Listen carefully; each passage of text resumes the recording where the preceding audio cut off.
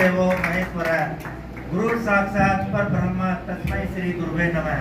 तो आज साक्षात पर ब्रह्म हम सब के गुरु हमारे बीच में हैं और ये अवसर हम सब के लिए एक बहुत ही महत्वपूर्ण अवसर है, एक बहुत ही सौभाग्य का पल है कि यह व्यक्ति तो हम सब के बीच में है। मैं आपका बहुत बहुत स्वागत करता हूं सर। और अब मैं ज्योत्सना मैम को आमंत्रित करता हूं कि सर के बारे में कुछ लाइनें सर के बारे में बच्चों को बताएंगी। Jyotsna ma'am.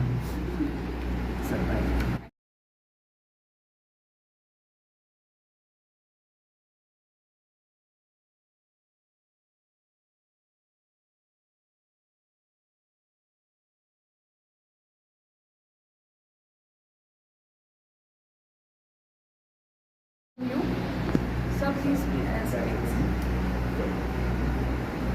Sir is a professor and he has worked in NIVH as a teacher from 7 December 1979 till 26 April 1984. Thereon, from 27th April 1984 till 1992, he was a lecturer in NIVH, and then he worked as a reader in Jamia Millia Islamia University from 1992 to 2000.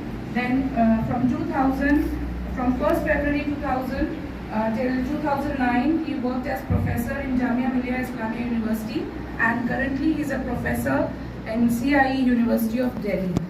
And he now he has retired from there, and he has various associations. He is associated with various professional bodies such as Editing Board of RCI Journal of Special Education, then Research Advisory Committee NIVH Dehradun, then Committee and Boards, Member Board of Studies Uttarakhand Technical University, Country Representative of International Council for Education of Visual Impairment, Office Bearer, Vice President in India Association of Special Education and Rehabilitation, President in Indian Association of Rehabilitation Professionals, Delhi, and he's also inspecting institutions offering professional courses for the education of children with visual impairment. He's also adjudicating PhD theses of more than 10 universities and participating in the meetings of Expert Committee of Rehabilitation Council of India. And we are highly obliged that Sir has given us his precious time and to motivate our students. Thank you, sir.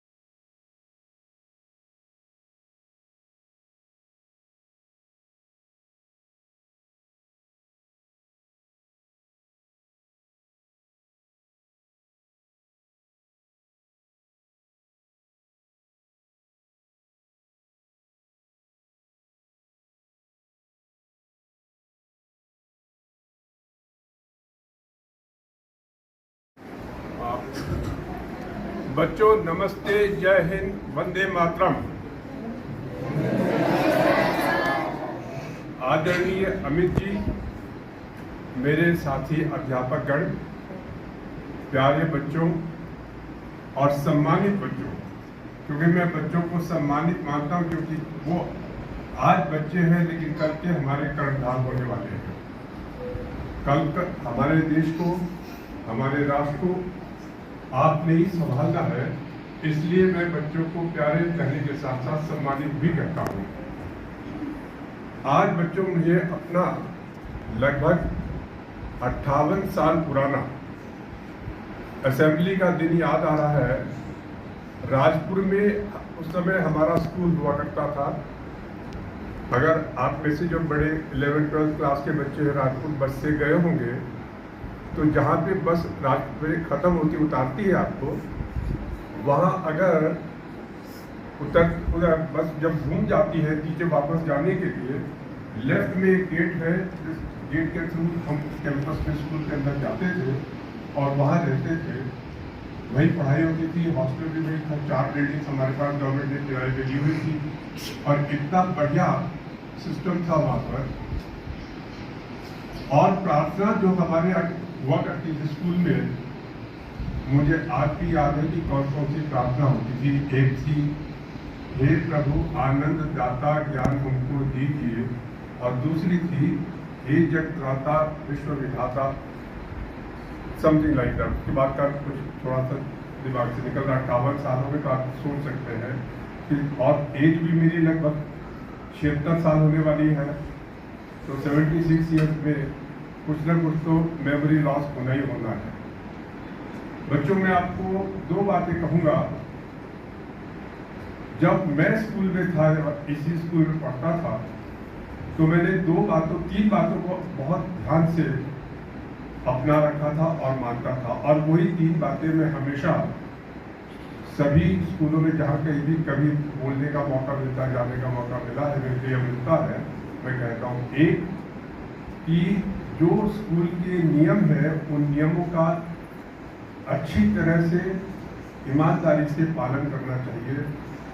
और मैंने सो के समय पर उठना, समय पर पढ़ाई करना, समय पर रात के टाइम पे हमारे समय में 7 बजे लंच का खाना हो जाता था शाम का। 7:30 से 9 बजे तक हम लोग का इवनिंग होम स्टडी आवर हुआ करता था, 1.5 घंटे का समय। तो उस 1.5 घंटे में हम अपने क्लासरूम्स के अंदर ही रहते थे, वहीं पर पढ़ाई होती थी। और 9 बजे के बाद आधा घंटा हम लोग स्कूल कैंपस में घूमते थे और 9:30 बजे हम लोग कमरे के अंदर बंद हो जाते थे हॉस्टल। तो ये जो दिनचर्या थी हमारी, मैंने इसको ईमानदारी से अपनाया, फॉलो किया है। और आप लोगों से भी यही अनुरोध करूंगा कि जो आपके स्कूल के नियम है, जो आपके स्कूल की दिनचर्या है, आप उसको ईमानदारी से फॉलो करें। दूसरी बात यह है कि मैंने अपने अध्यापकों के सामने ऊंची आवाज में कभी नहीं बोला। जो भी अगर मुझे किसी बात से कुछ डिसएग्रीमेंट होता भी था टीचर्स के साथ या प्रिंसिपल के साथ, तो भी मैं बहुत प्यार से, आराम से, धीरे से अपनी बात उनके सामने रखता था और वो लोग सुनते थे और फिर बातचीत करते थे। अगर मैं गलत होता तो मुझे समझाते थे और गलती जान लेने पर गलती मैं मान लेता था। मेरा अपना विश्वास रहा है कि अपने अंदर सुधार लाने के लिए सबसे ज़्यादा ज़रूरी चीज़ जो है वो ये है कि अपनी गलती को स्वीकार करना। जब तक हम गलती को स्वीकार नहीं करते हैं तब तक अपने अंदर सुधार ला नहीं सकते हैं। तो इसलिए मैं इस बात का भी ध्यान रखता था।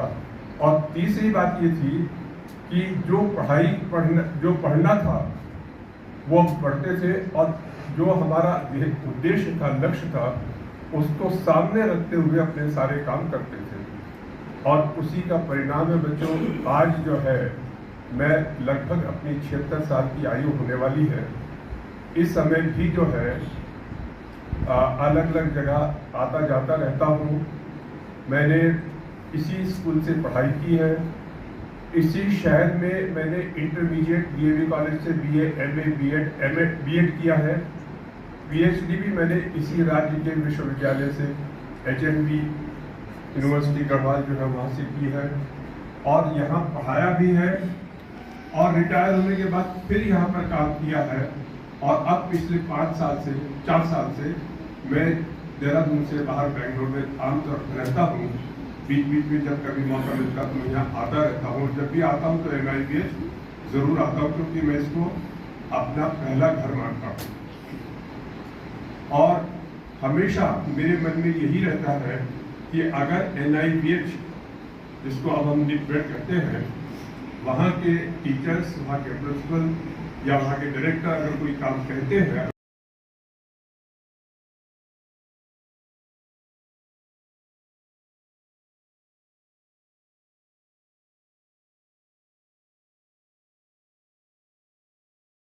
तो मैं सारी चीज़ों को छोड़कर उस काम को पहले करने की कोशिश करता हूँ।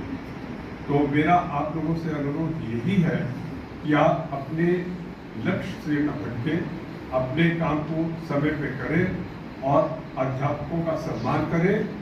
अध्यापकों से जो कुछ सीख सकते हैं अधिक से अधिक सीखने की कोशिश करें और उनके बताए हुए रास्ते पे चलें।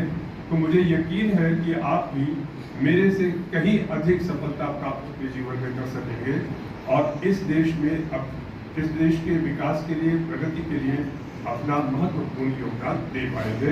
धन्यवाद। Thank you, sir, for enlightening us with your experiences. Our students will certainly take inspiration from it. Thank you.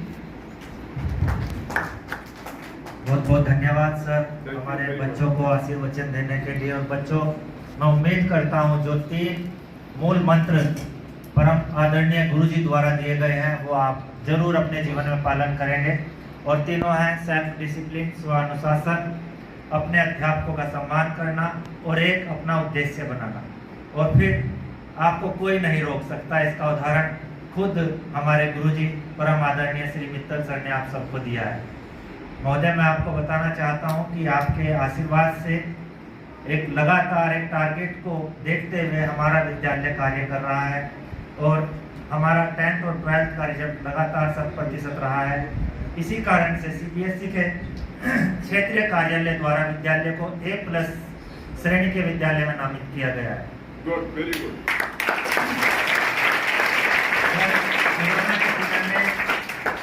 बच्चों को ऑनलाइन एजुकेशन, बच्चों के डोर टू डोर उनके घरों तक ब्रेल बुक्स पहुंचाने का कार्य विद्यालय द्वारा किया गया। इसी वजह से CBSE नई दिल्ली द्वारा हमारे इस आदर्श विद्यालय को देश के सर्वश्रेष्ठ विद्यालयों में नामित किया गया था सर।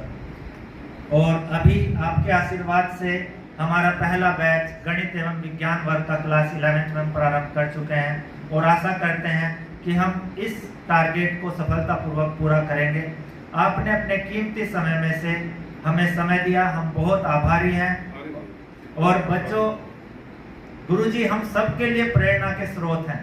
गुरुजी वो प्रकाश हैं जिन्होंने इस फील्ड में न जाने कितने असंख्य स्पेशल एजुकेटर्स को तैयार किया है, जो आज देश भर में दृष्टि दिव्यांग छात्र एवं छात्राओं को शिक्षा प्रदान कर रहे हैं।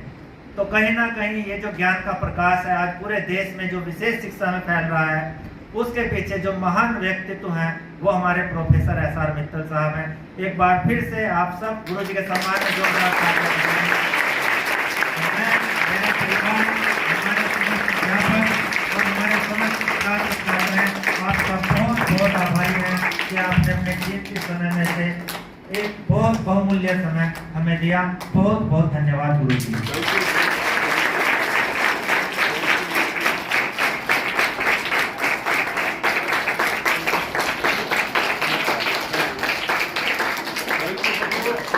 नमस्ते, जय हिंद। जय हिंद बोलिए बच्चों।